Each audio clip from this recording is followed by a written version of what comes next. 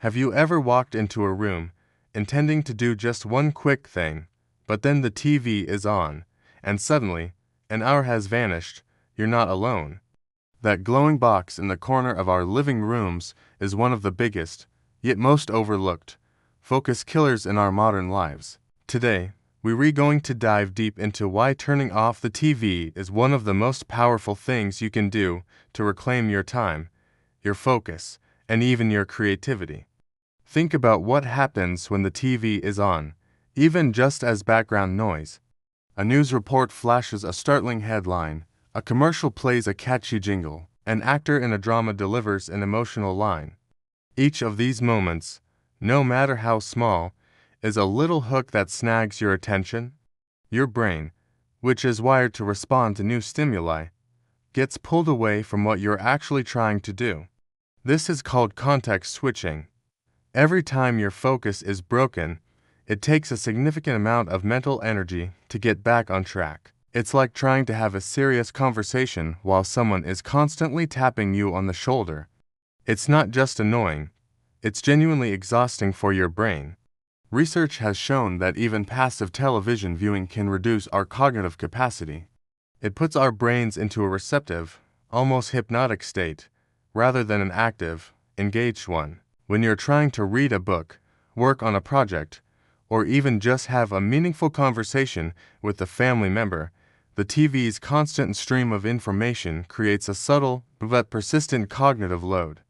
Your brain is trying to process the separate streams of information at once, and it simply can't do either one effectively. The result? You make more mistakes, you retain less information, and the quality of your work suffers. You might think you're multitasking, but what you're really doing is task switching very rapidly, and that's incredibly inefficient. Let's talk about the myth of background noise. Many of us say, "Oh, I just have it on for background noise. It helps me concentrate." But does it really? Let's be honest. More often than not, that background noise eventually becomes the main event. You glance up for a second, and that second turns into a minute, then 5.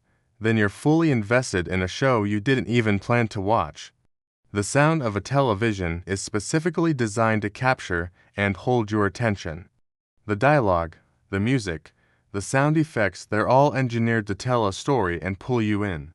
It's not like the gentle hum of a fan or the soft patter of rain. It's a demanding presence in your space. Now, imagine the alternative. Picture your living space without the TV on. What do you hear? Maybe you hear the gentle whir of your computer, the birds chirping outside. Or maybe, just maybe, you hear silence. True, profound silence. In that silence, your mind has the space it needs to breathe. Your thoughts can unfold without interruption. This is where deep work happens. Deep work is the ability to focus without distraction on a cognitively demanding task. It is a skill that allows you to quickly master complicated information and produce better results in less time. And it is almost impossible to achieve with a television blaring in the background. When you intentionally create a quiet environment, you're sending a powerful signal to your brain. It's time to focus now. You remove the primary source of external distraction and allow your internal motivation to take the lead. This is where your best ideas come from. Creativity doesn't flourish amidst chaos and constant interruption. It flourishes in quiet contemplation. Think of the world's most prolific writers, artists, and thinkers. Do you imagine them working with a sitcom playing in the background? Probably not. They cultivate environments that are conducive to deep thought. Let's get practical. How do we break this habit? The first step is awareness. For 1 week, just notice how often the TV is on when no one is actively watching it. Notice how many times you get sidetracked by it. The results might surprise you. Next, try a TV off challenge. Start small. Commit to 1 hour a day of no TV time when you normally have it on. Use that hour to read, to work on a hobby, to talk with your partner, or simply to enjoy the peace and quiet. What you'll likely discover a newfound sense of calm and productivity. You'll feel like you've suddenly been given an extra hour in your day, because, in a way, you have. You've reclaimed an hour that was being passively consumed by a screen. As you get more comfortable, expand this. Maybe you designate no TV evenings during the week. Instead of defaulting to the couch after dinner, what if you went for a walk, played a board game with the family, listened to an entire music album without doing anything else?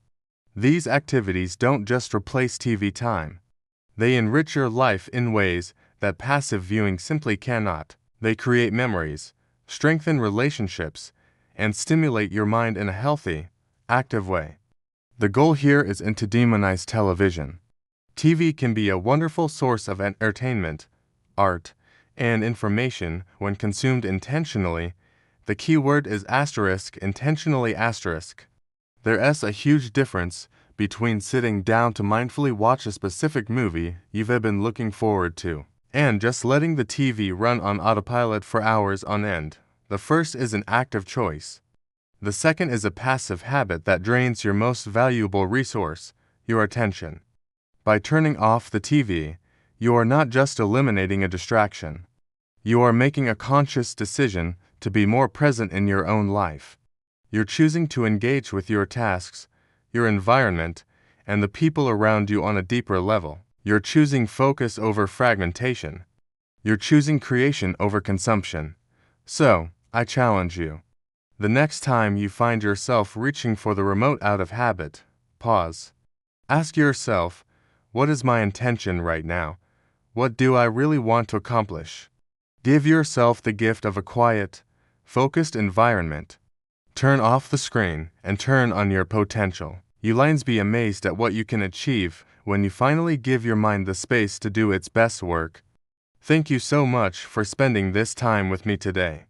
If this message resonated with you, please hit that like button and subscribe for more content on living a more focused and intentional life. I'd love to hear your experiences in the comments below. Have you tried cutting back on TV? What changes did you notice? Let's continue the conversation. See you in the next video.